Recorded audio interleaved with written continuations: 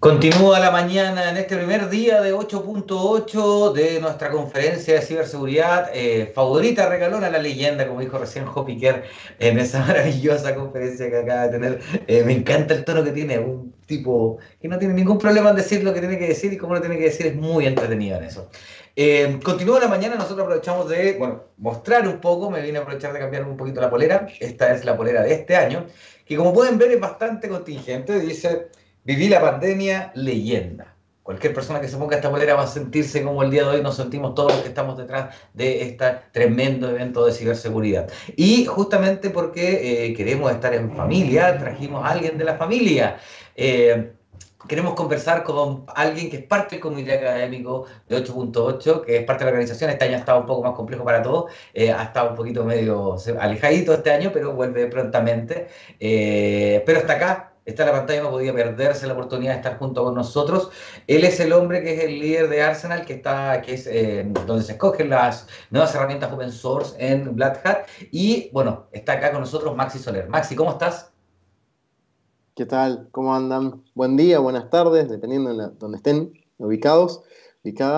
Un placer poder acompañarlos nuevamente. Como veníamos diciendo, digamos, Jacob y demás desde el principio, es una 8.8 diferente, virtual, nos lleva esta pandemia a modernizarnos y hacer todo de una manera virtual y demás. La verdad que súper contento, veo cada año cómo viene creciendo. Felicitaciones por este nuevo año, por ponerle el pecho a la situación esta y inclusive Ha con todo costado. lo que cuesta. Con todo lo que cuesta. Sí, sí, totalmente. Con todo lo que cuesta, con el tiempo que lleva, readaptándonos y bueno, desafiando un poco esto de que no se pueda juntar las personas en un mismo lugar, pero bueno, sin embargo, sin dejar de mantener esa esencia que tiene 8.8, que es una comunidad muy buena, muy interesante. Yo las veces que he ido me han tratado súper bien. No va a faltar oportunidad de que las pueda visitar nuevamente y estemos ahí en el teatro disfrutando, obviamente. Muchísimas gracias. Te dejo a ti para lo que viene a continuación, Maxi. Perfecto. Bueno, estuvimos viendo recién, vieron un video entre charla y charla, un video acerca de Nina. Nina es una leyenda también. Particularmente Nina, por diferentes motivos. Bueno, una de ellas es la diferencia horaria y otros compromisos que ha asumido, nuevo trabajo, etc. Ella va a estar, digamos, de alguna manera, vamos a reproducir un video. Vamos a contarle un poco también qué hace Nina y por qué es una leyenda. En el video pudieron ver, pero para recapitulizar un poco, les comentamos. Nina es muy famosa, digamos, en lo que es la comunidad de biohacking. Ella es la directora del famoso Village o la Villa en DEFCON, que se llama también así, biohacking. Ella lleva varios años ahí. Trabajó más de 16 años asegurando lo que es la tecnología relacionada a temas de salud, principalmente relacionados a lo que son los registros médicos y dispositivos que usan, por ejemplo, tecnología basada en IoT, en Internet de las Cosas. Asimismo, también por el lado académico, ella estuvo participando en lo que es la Academia de Ciencias de Nueva York, como científica allí. Y como han visto en el video también, en una época, cuando era más joven y demás, fue marín. Y entonces servía como marín al Cuerpo Marín de Estados Unidos. Bueno, ahora sí, lo que vamos a hacer, como Nina nos envió un video, lo que hicimos fue preparar también un formulario para que aquellas personas que tengan consultas, ahora yo lo voy a poner en el chat, tengan consultas, se la podamos transmitir después, ella le va a estar respondiendo, cualquier consulta que tengan o duda que quieran hacerle, le va a estar respondiendo. Bueno, ahora sí, ¿todo listo? Vamos al video entonces. Dale. Hi everyone and welcome to 8.8. My name is Nina Ali and today we're going to be talking about defending the impossible. A little bit about myself. My name is Nina Ali. I am the executive director of the Biohacking Village at DEF CON. I have worked in biomedical technology and security in New York City for the past 15 years. I've done a couple of other things in my life. I've worked for the Department of Defense. I was in the Marine Corps. So with all of that said, I just want to ask a couple of questions in the audience to make sure that we are all thinking about different things while we have this talk. So are you a programmer? Are you an engineer? Are you a clinician? Are you a physician? Perhaps you're a policymaker, or are you a patient? I have this tendency to think that we are all patients because we all at some point go to the doctor. So therefore we are all inherently invested and involved in making sure that healthcare works. A couple of definitions. We are all familiar with security researchers, also known as hackers, and we take our computer expertise to work on technological problems. And there are also biohackers. There are also English. And there are also biohackers, also known as citizen scientists. We are the folks that do the DIY bio, and we find different solutions for problems that we find, and we may not have the resources such as money or time to work on these, but we focus and we learn about what we're doing and try to create change. Just like the human body, there are very different systems in computers. So when you think about how the computer is set up and the different applications that you're going through in the different parts of the hardware, it's very parallel to how the body works. Every system has its own different kind of muscles, different kind of molecular setup. So everything interacts and each part makes the next part better. So we are in the middle of COVID, and I just want to highlight some of the things that the hacker community and the biohacking community have helped with to benefit society and move it forward through these hard times. So there's been a larger substantial push for med tech, for all of these folks to be more involved. Do it again. So I just wanted to point out some of the help that the hacker community and the citizen scientists have helped with industry so that we can all get through this together.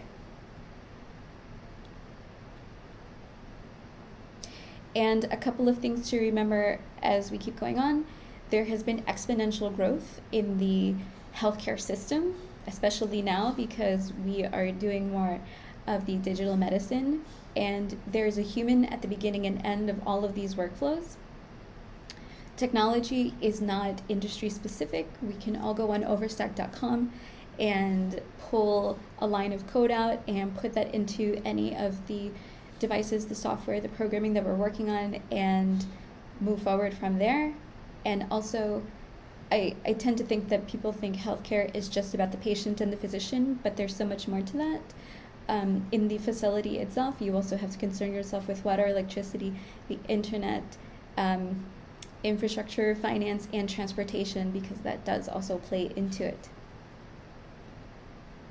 So my other title for this talk is Never Gonna Give You Up the Data and Never Gonna Let You Down the Patient. So you have been officially rickrolled. So how did the healthcare industry react to COVID? A little background on how and why healthcare is so interesting for a lot of people. It's very attractive because there's more victims in one place. Unfortunately, there's a lot of data in one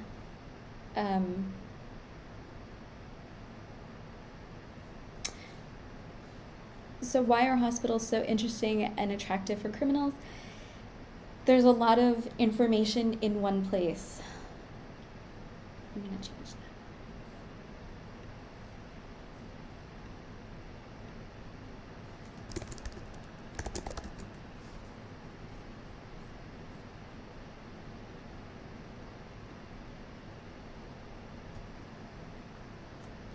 So why are hospitals so interesting and attractive for criminals? There's more information in one place. Think about all of that data that's flowing through all those different mechanisms, different applications, and they all end up in one EMR, for example, or one pacemaker.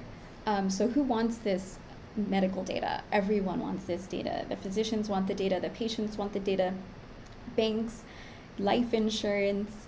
There's a lot of people that are consumed with knowing what is going on with the patient. And what can they do with this data? There are a lot of options. As we all know, unfortunately, you can hurt a patient through some of these things, but simultaneously, and more so, you can help patients move forward with their life in a better way. So what does the system look like to a hacker? There's so much there for people to take advantage of. Think about your bank or your credit card, for example. If you lost your credit card, the most information that they will have on you is your name and the number on the credit card, and maybe a couple of other things about you. However, if you lose your EMR information, your medical information, they have all of this. Your first, middle name, your address, your date of birth, your social security number, or your national number. A lot of information is taken in when you are a patient. So a lot of what we have to do as biohacker folks, as security researchers, is to make sure that all of this data maintains its integrity and stays within the confines of the medical care system. Also, what we have learned through COVID and how its effects on people have been is that there's a lot of inequity. So as we continue to move forward with what we are working on, we are looking for more equity in healthcare, in financial issues, in food deserts, in prevention of food deserts, and better education. Because again, there's a patient at the beginning and end of this workflow, and making sure that they understand their care and they understand it at a level that they can speak about it makes them better patients and helps them understand how their future is affected by it. Gender issues, making sure that women and people of color are heard and their situations are taken seriously. Disability, that seems to be very overlooked, and just ensuring that those folks are heard and seen and their care is taken into consideration as well. And also cultural issues. Statistically, there in the United States, there are 5% of physicians are African American Black, and 5.8% of physicians are Latin. So there's a large chasm, there's a large disparity of how you can communicate with your physician, because they may or may not understand you from a cultural standpoint, and that does have an effect on care and how you are being taken care of, as well as infrastructure.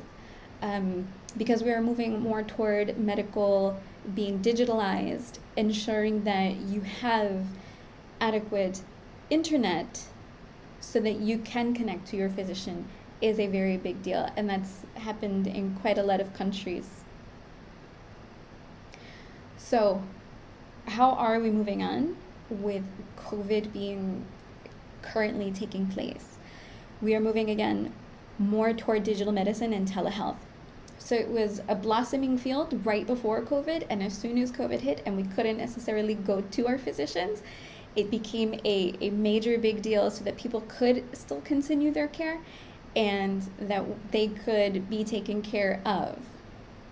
So this leads to a continuous monitoring of patient status, which I think is much better, because under normal circumstances, we go for an annual visit, annual being one data point, So this way, once you have continuous monitoring of patient care, you can have different data points that you can instruct the patient better because you have more knowledge about how they actually are.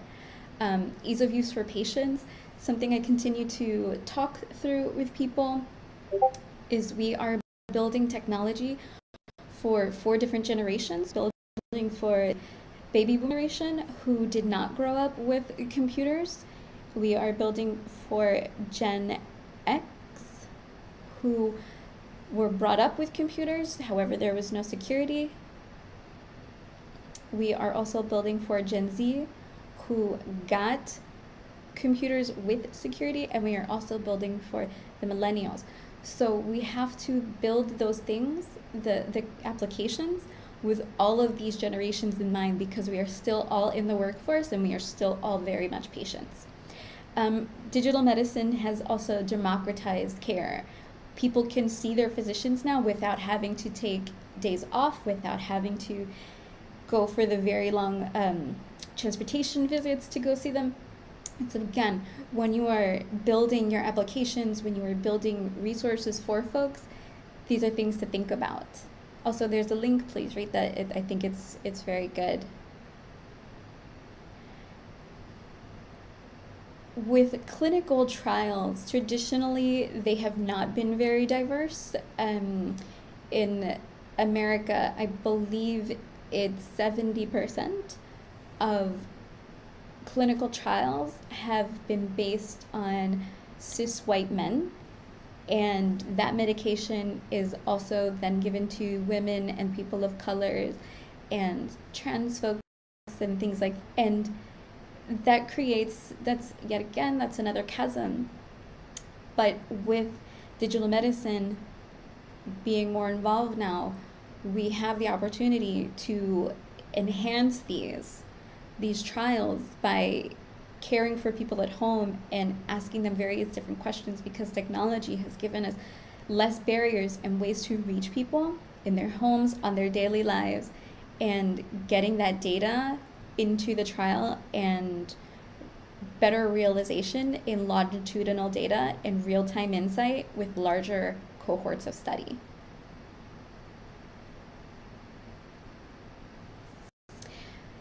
Threat modeling has become a major issue. Recently, the TrickBot came out in the US system in America, and while it is a black swan event, we have to take into consideration how are we mapping or not mapping the systems that we currently have.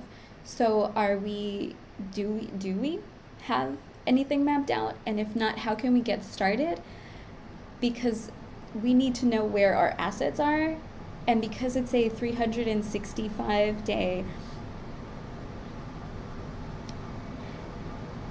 and because it's a 365, 366 with a leap year, 24-hour, 7-day-a-week model that we're working with, this industry is constantly moving, and so are the items inside this hospital. So we have to know where things are so that we can mitigate risk and properly protect what we're working on. So a couple of links that are set here. STRIDE, which is by Adam Shostak. The FDA has started to mandate that medical device manufacturers start building out their threat models, and when they provide these to the hospitals, I gotta start that again. The FDA has started to mandate that medical device manufacturers start providing threat models of their devices and giving them over to the hospital. They can start implementing that change in the hospital itself, which is great. The other part of this is Includes No Dirt has taken into context medical devices and the medical infrastructure and the medical industry itself, and has started to provide more insight and a more inclined, inclusive, specific way of threat modeling. So that's something else to start thinking about as you create applications, as you create devices, and as we start to reimagine and reinvent how healthcare will be moving forward. So I talked a little bit about this before, Microsoft XP and Microsoft Windows 95. A lot of devices that are currently being built are built on Linux platforms, and we are still using Microsoft XP and Windows 95 as the operating system platforms. The major issues with these platforms as the operating systems is that they've kind of been put to bed already. They're end of life. They are no longer supported.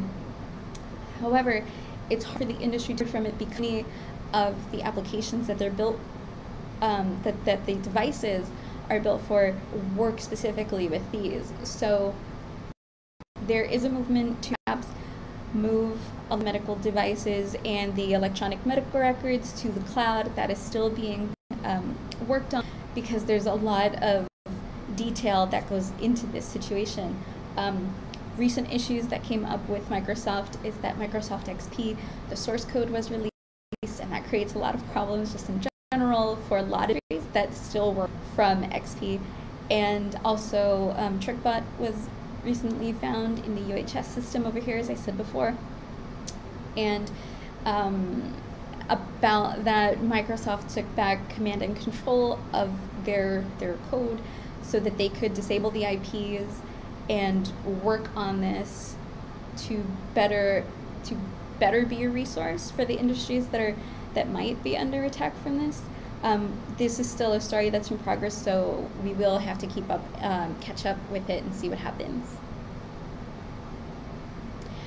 A little bit about readiness and resilience. I tend to think that there are not too many information security teams in hospitals. So a couple of suggestions around all of this is perhaps we create virtual and volunteer CISOs to help with healthcare. And a lot of around how I think about this is that they don't necessarily have to be from the healthcare industry. It may actually be better that they come from other industries so that they can lend their insight and foresight into how healthcare is running or should run, and maybe that'll create a better situation. COVID has showed us that we do need more education around science. I think my favorite science quote when you ask someone about biology is that mitochondria, powerhouse of the cell, which is absolutely correct, but there's so much more and so much more beauty to biology. And I understand that sometimes it's a hard concept to take in, but it's also part of your healthcare, which means maybe we need to ingrain that a little more, especially due to the current circumstances. And also with COVID, there's a lack of trust in scientific knowledge right now. So I better educate how COVID worked, how COVID works on your lungs and in your body would promote better resilience for how people are reacting to it. Using different softwares to test emulated ransom attacks in a production environment, which is mirrored, not that we're going into production to do this, but it would show folks where things are, how they're attacked, better ways to create barriers around it. There is defense in depth, yes, but we also need to know where to put those defense measures. Full cyber range for testing, which plays into that. Zero trust is starting to become a very big deal, and microsegmentation. So if you're not familiar with zero trust, the security industry is very familiar with trust but verify, where zero trust is never trust, always verify. So you will always, as you walk through your systems at work, you will continuously have to prove who you are, and it's an escalation of privilege and whether you have that ability to get into things or not. And also, shameless plug for the biohacking village, we have a pseudo hospital set up where manufacturers come in and they have face-to-face talks with the different hacker folks, and there are communications around any vulnerabilities, any issues, and it's an open dialogue. And that's what we're trying to create, because for so long the healthcare industry has been afraid to have conversation with us as hackers, and opening those barriers and those doors gives us as hackers credentials into what we're doing to make things better, as well as providing the medical device manufacturers credence to know that their work is valid and they've done a great job. And if there's something that needs to be fixed, they have us on the other end that they can call, and we can communicate and work through those things together. And a couple of takeaways, just some things that I may or may not have mentioned, but this, if you heard nothing else that I had a conversation about, this would be the one slide that you can take a picture of and move forward with in your places of work. Software as a medical device, this is where digital medicine comes in. The FDA has a lot of different guidances on this. I would suggest going to their website to learn more. Again, I talked about zero trust, never trust, always verify. Bug bounty and coordinate disclosure, again, this at the biohacking village, but one of the, ensure that the company that you work on has a bug and a coordinated disclosure program, so that we as hackers or just whoever can put something into your company to say, this is what we found, we would love to help you with it, please talk to us. About the medical industry, remembering that it's a 24-hour, 7-day-a-week, 365-day industry, we can have tabletops and have discussions around things that may or may not go on, but we also have to feel the impact of these things. So creating a cyber range where these things have a real-time impact on the humans that are involved, and gives you that reaction time and gives you the feel, is really handy. Workflows and threat models, understanding that there's a patient at the beginning and end of this, and also a physician at the beginning and end of this, very important for how things work, again, generationally as well. And also understanding that the applications that we are building, how they work into the current medical system. Hire researchers, hire people that want to help you make your devices better.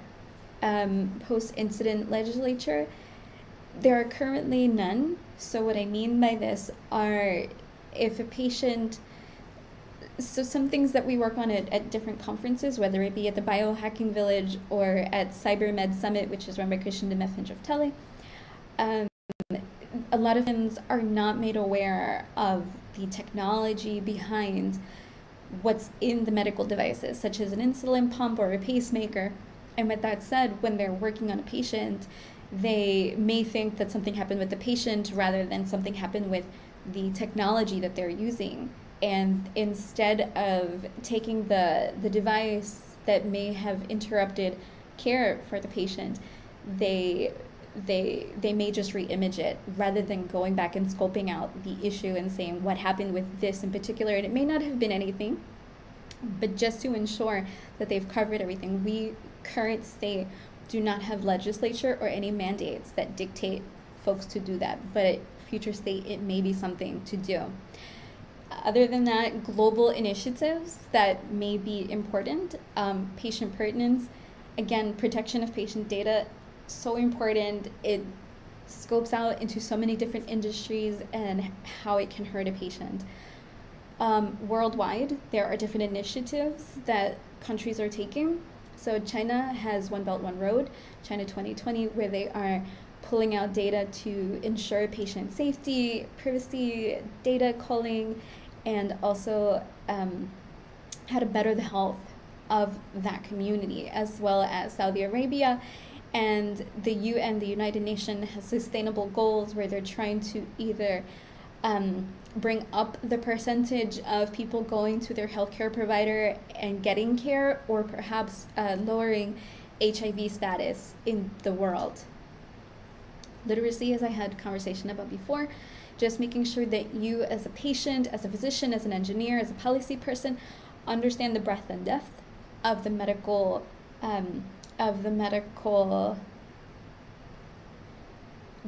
ecosystem. just making sure with literacy, just making sure that you as a patient, as a physician, as an engineer, as a policymaker understand the ecosystem in the biomedical area so that you can help make better laws, better regulations for patients and for yourselves working in this industry. And lastly, the Hippocratic Oath. A lot of people understand that it's the do no harm, which is brilliant, and that's for the physician. That is the physician oath that they take when they become doctors. There's a paper by I Am the Cavalry that also says do no harm, and it's an oath taken by the medical device manufacturers. Also brilliant. At the end of that paper, I also stipulate that the healthcare delivery organizations, that the hospitals, should also take this oath. A lot of the reason is because I, as a patient, I may not physically be there. However, my data, my binary, my information, and my perhaps genomes as well are in that hospital system. And I think they should also take that Hippocratic Oath of do no harm with my data, with my genome, with my binary information.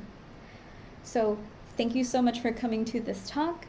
I am available if you want to have a conversation with me at nina@villagebeat.io, and I am also on Twitter, DC_BHV, and this year's DEF CON and this year's DEF CON talks are also on YouTube if you would like to see those as well. Thank you for coming. I appreciate you very much. Please reach out if you have any questions. I appreciate you all. Thank you. Hi. Hi, nice to see you. Again. So I wanted the world to understand your awesomeness and greatness, and I also didn't want them to go through another PowerPoint because I'm sure everyone is exhausted. So I wanted to make this a little more conversational. And more than that, I talked about medical devices and the issues surround that, but I also wanted to give a taste of what the rest of the biohacking world has in store for folks. And you are one of my dearest, nearest friends, and I wanted to showcase you. So, introduction, this is Michael. He is the spokesperson for Four Thieves Vinegar Collection and the mastermind behind a lot of beautiful, innovative projects in hardware and software. So if you want to talk a little bit about that. I originally come from a human rights background, and that manifested in looking at global health mostly. And so the Four Thieves Vinegar Collective became a group that was dedicated to bringing medicines and medical technologies to people who had them but didn't need them, or I should say who need them but don't have them. Without respect to how that gets done. So we do a lot of things that are circumlegal or, intralegal at best.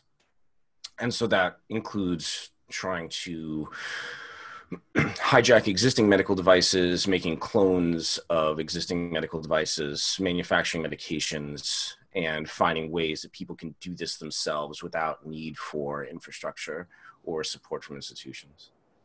So the Four Thieves Vinegar Collection breakout moment was the EpiPencil.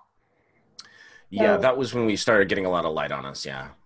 So can you talk about the history of the EpiPen and how the EpiPencil started coming about, and then the manifestations of the EpiPencil?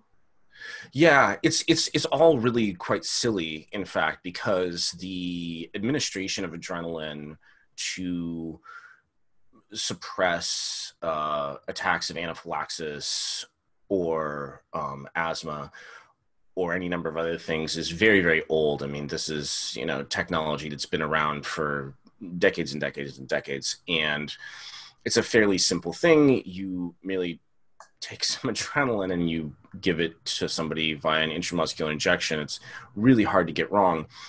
But because of the cultural shift that happened to offload responsibility and the lawsuit structure of the legal system that built in the United States, especially, the idea of liability became something that was so important to take into account that something as simple as giving somebody an intramuscular injection became something that people were scared to do, even if it would save somebody's life, because they were like, what if I get it wrong? What if I hurt somebody? What if I cause an infection and then this person sues me for $1 million?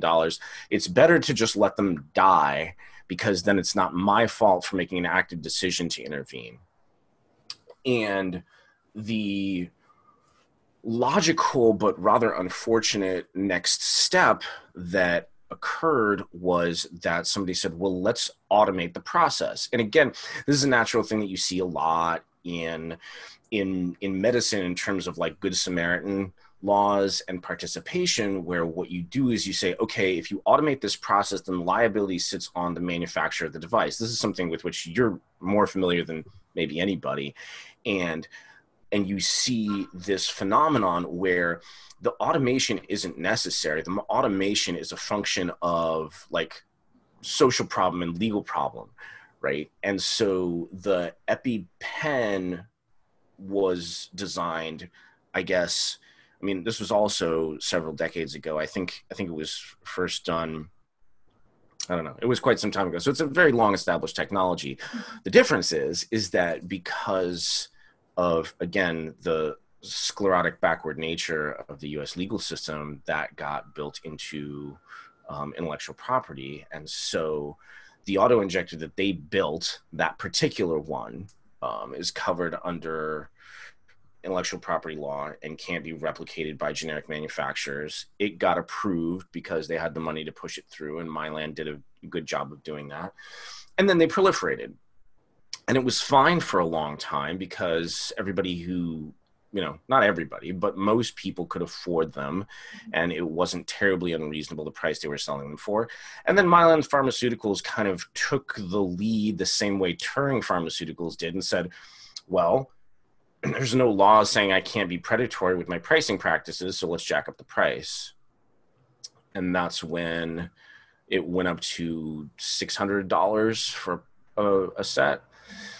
And again, they don't last indefinitely, despite the fact that there's a preservative and there's a preservative for the preservative. They only last 18 months and you need to replace them. I want to back up for a second in case, because I'm a visual learner. Like I understand what you're talking about. So anaphylactic shock is what happens when you have an allergic reaction to something and your throat starts to close and your breathing gets harder. You may end up with a rash, hives. And there's this, I think it's yellow if I'm not mistaken, there's a pen that you carry around with you for such incidences, for such events. And you take the cap off of it and you shove it into your thigh or any muscular area and you push down and it releases. No, you just shove it in. Is it? Okay. Yeah. So this is a really good thing to know. For anybody out there, whoever does come across an EpiPen, you grab it like this. Don't put your thumb on the back. Just grab it like this. There are a lot of people, believe it or not, who have fucked it up by doing this because this is a natural stabbing action, right? You stabilize. Don't do that. Grab it like this, because people grab it backwards and then they stab themselves in the thumb. Right? It's all about training. But again, I love that because it's that differentiation, because I'm used to giving people insulin. An actual injection, right? Yeah. Right. So differentiation, diabetes pens, push. Yep, also, right. Other EpiPen, slam in. Right. And this is the other thing that's interesting about the EpiPen is that there's no safety, right? Once you've uncapped it, as soon as you press it in, it will go snap and the whole thing goes. So there's no safety. So like you have to keep it capped or it can just stab you in the leg by accident. So how did the Four Thieves Vinegar Collective look at this problem and say, we can do that better, we can go around this? Yeah, so the weirdest part of all of it was like we saw it all going down, but we weren't working with medical devices at the time. We were purely working with sort of the pharmaceutical side, and people kept getting in touch through the web form and saying, why aren't you doing something about the EpiPen? And we're kind of like, well, it's not what we do. Like, it is a good problem, but like, and like, it kept coming in. People were like, you really should do this. You really should do this. And so we stopped and had a meeting, and we were like, hey, everybody says we should do this. Should we do this? And everybody said, yeah, let's do this. So I said, okay, how difficult of a problem could this be? And the interesting thing was, is it's kind of opaque at first. Like, why is this thing so expensive? What is it that needed to be done? And at first we're looking at how to manufacture adrenaline, epinephrine, and it's like, well, this is kind of silly. It costs $1. You can just buy it in a vial in any place where there's a pharmacy in the world. What's the deal? And then realizing is just the mechanics of the auto injector. I thought, okay, well, this is ridiculous. There's got to be another auto injector out there, and we can just hijack it. There aren't many auto injectors. There's a glucogen pen. There's an insulin pen. There are a couple that are used by the Israeli government for like like chemical weapons, things that can be administered in the field. But there's this reloadable auto injector for needle phobic diabetics. And then it was just a matter of, and this took a few weeks. So, I mean, it was just a matter of figuring out how to mate parts that would fit, getting a big needle onto a small syringe that would fit inside the injector.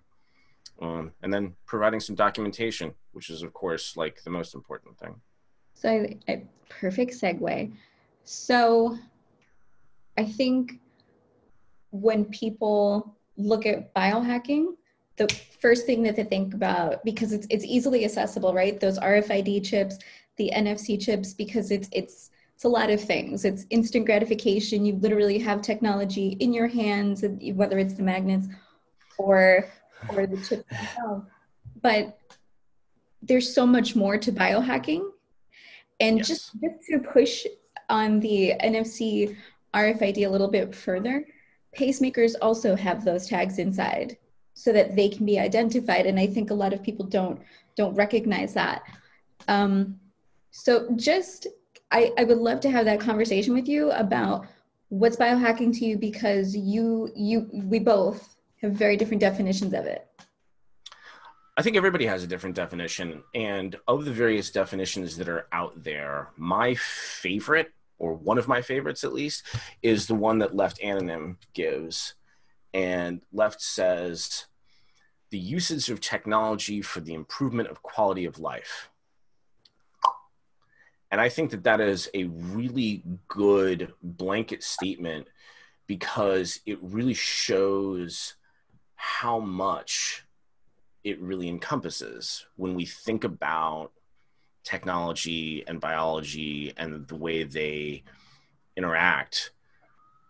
Why do we deal with technology to begin with? It's because, like, well, you know, we all are participants in life, and we'd like that to be nicer by whatever metric we think that is. And, you know, use the tools, make it better.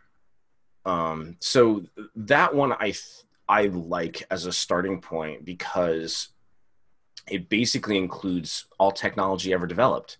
Mm-hmm. Because no technology exists outside of humanity. It's all purpose driven. And I think that, you know, when thinking about sort of like, okay, what's a cyborg, and what is, you know, what is the cybernetic side of biohacking, and what is the organic side of biohacking, you know, and there are plenty of details you can get into in terms of what that is, but to really remember that all technology ever developed is there to serve humanity, or at least should be. And the only reason any of it was ever created was for that reason, at least in theory. So we're all biohackers. And since the very first hominid chipped out a spear tip from obsidian. I'm going to counter you, because I love to. Go ahead.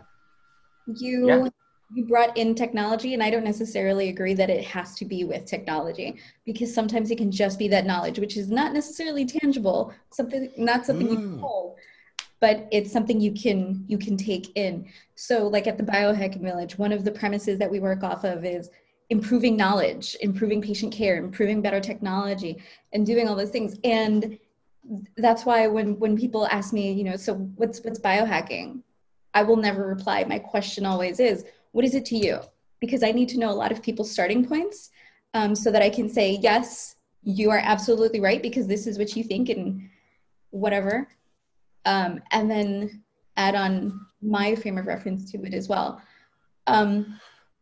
Yeah, I think that's totally valid. I think that's a good definition.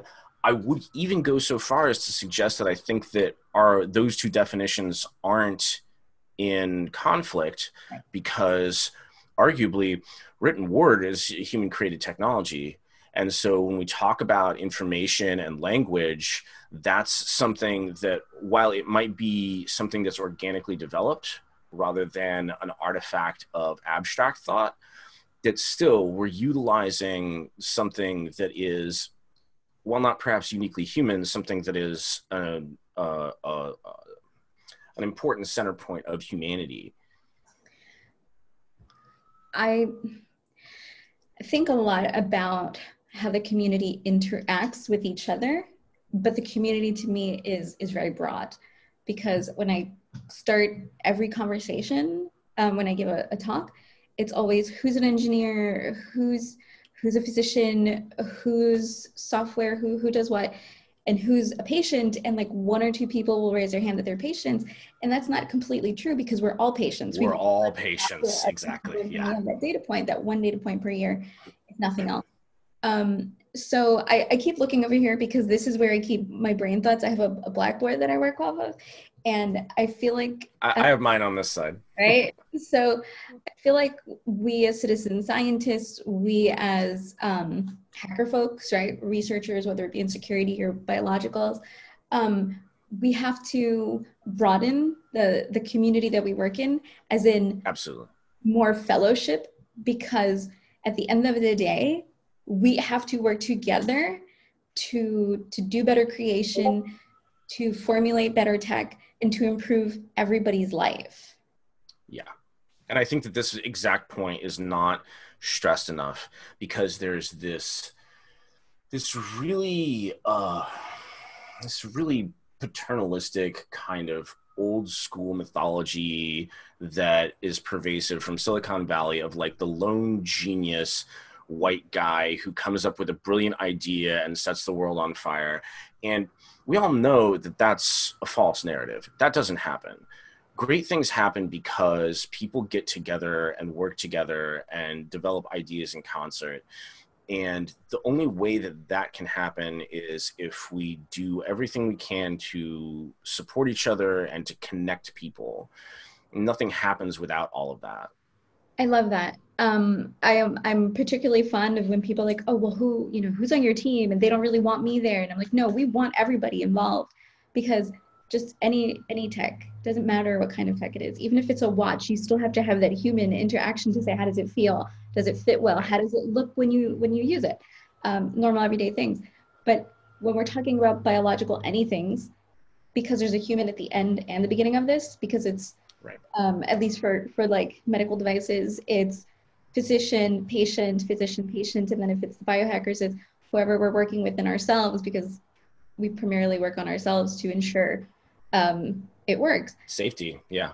Right. So I love that the team dynamics that we as citizen scientists, we as biohackers, DIY biologists, we don't look at this as, this is just a bio project. I'm not interested in whatever you have to say, because you're just an engineer. And it's like, you're not just an engineer, you're needed in this group. Everything is needed. I think that's one of the things that's so exciting about it, is that you have to include like every facet of science, or it's not going to work. You need all the pieces.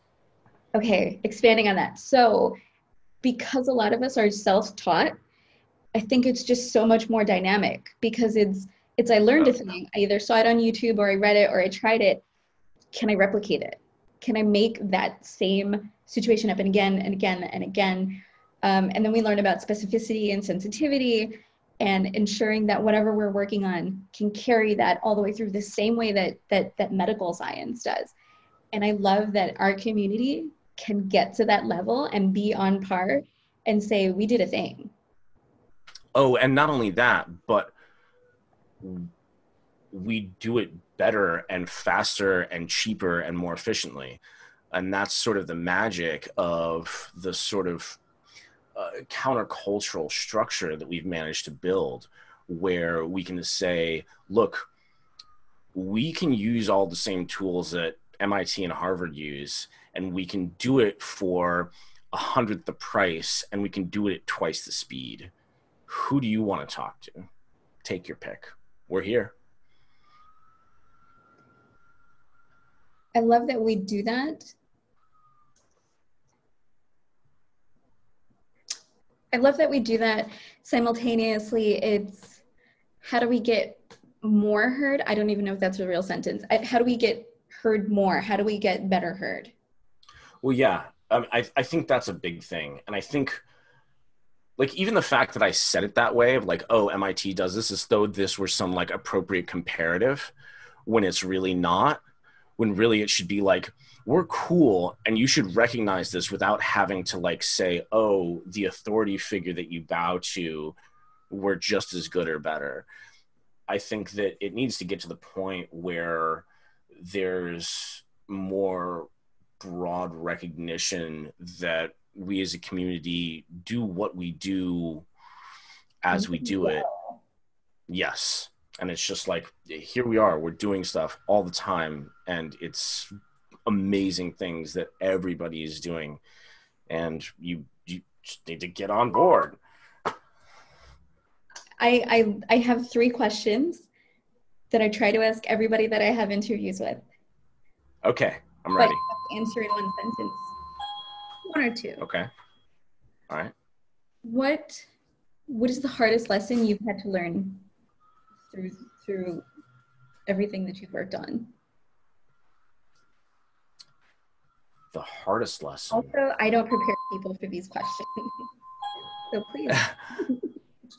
The hardest lesson I had to learn through all the process. Gosh, I'm not sure. I mean, that's a long list of hard lessons that I've had to learn here and there. But something came into your mind first.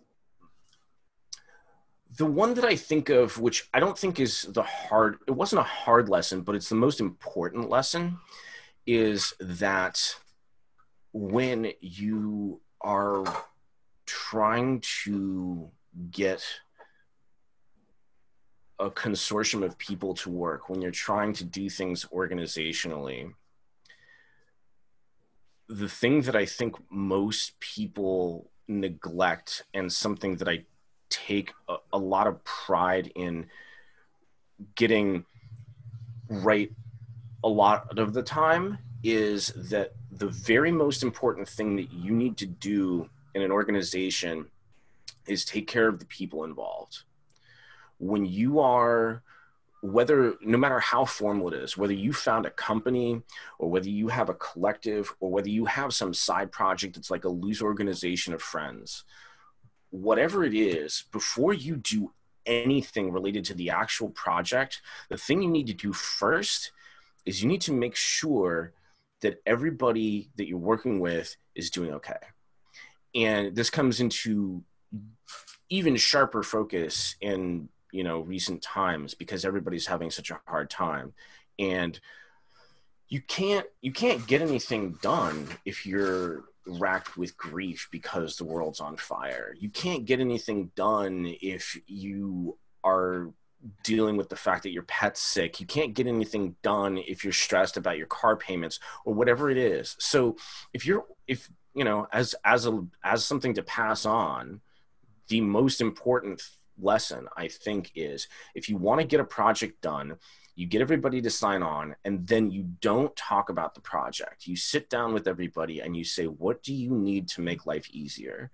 What is the biggest block to your bandwidth? What is the tool that will make everything less time consuming? How can we do that? So what is your unpopular opinion? What's my unpopular opinion? I got a lot of them, but I think my most unpopular opinion is that there should be no code of ethics surrounding biohacking. I think that it's a huge, huge misstep to set down a code of ethics. I think it's important to have decision-making guides, because what we want is we want people to make ethical decisions. We don't want people making ethical decisions because somebody else decided what was ethical and what wasn't and said, if you don't, you're in big trouble. What we want is we want people to make ethical decisions because it's the right thing to do, and they understand why, and they've thought about it carefully. And so the right thing to do is to help people understand the repercussions of certain decisions, whether you make them one way or the other, and have those people make those decisions for themselves critically. That's the key. I find that interesting and intriguing because along with this, laws tend to not change very frequently or very well, and they're antiquated and don't change over into how technology has changed and how human viewpoints have changed and how the world has acclimated to all of these things. So I can understand where you're going with that. And I think and also it's an artifact of retributive justice, right? Because the thing is, as soon as you say, oh, if you do this, then this happens to you, then it's just a medium of exchange, saying like, well, if I don't mind that I'm in a lot of trouble, then it means I can go do this horribly unethical thing. Like, that's not why you want people to be making their decisions based on. You want people to be deciding like, oh, I don't want to do this unethical thing because it's going to ruin a lot of people's lives, or it's really dangerous and it might hurt people, or it, you know, any number of other things, that you're doing it because it, you know, that it feels right and it's, you're building the world you want to live in, not because you're being selfish and acting out of fear. I want to end this on a plot twist because everybody loves those. So when you talked about the EpiPencil, you talked about it on the adrenaline and all the other chemicals that go inside it and the mechanism. So I've also worked in microfluidics and nanoparticles and molecular science, and I've done hardware stuff. So I tend to think that people, just going back to something we talked about earlier, I tend to think that people sort of put us in boxes of, well, if your biohacking thing is you do this, so I'm going to put you here. And we're broader than that, right? Like you and I have had conversations about things on a particle level. And then right. We're also like, oh, did you see my peg leg? Which, if you don't know what the peg leg is, do you want to talk about it? Just, we can end on that. I mean, we can. So again, it's like you said, you know, the term biohacking is typically limiting, right? Because people think it means only so many things, where people that are in our community are trying to get stuff done. It kind of doesn't matter how we get it done, right? It's, oh, here's something interesting, let's try it, because it means that things could be different, things could be better. How do we make it better? Change. How do we broaden everyone else's viewpoint of, because again, a lot of people have the initiation that introduction is chips, but also have they thought about how those chips are made? Because it's not just like you slam a chip inside, you don't take your phone and slam it into your skin and you're like, I have a chip. It's that there's a small ferritis, iron, there's iron. There's a small piece of iron that's wrapped around, and it's also covered by bioglass, and this is checked against your body to make sure that, one, it's not going to crack if you hit your hand on something, that your body isn't going to reject it, and right. There's a lot more thought that goes into a lot of what we work on just to make sure that it's biologically sustainable. Right? I've had the same argument. Yeah. It's not an argument, but I've had the same discussion with people when I'm like, you don't just put a pacemaker. It's not a clock. Like you can't just throw a TikTok into your chest and you're like, I'm good. Yeah. There's a lot of science that goes behind it. Well, to your question of how do we make it better, I think the way we make it better is by making it more inclusive. I think that's the key. I think that we need to make the environment more welcoming.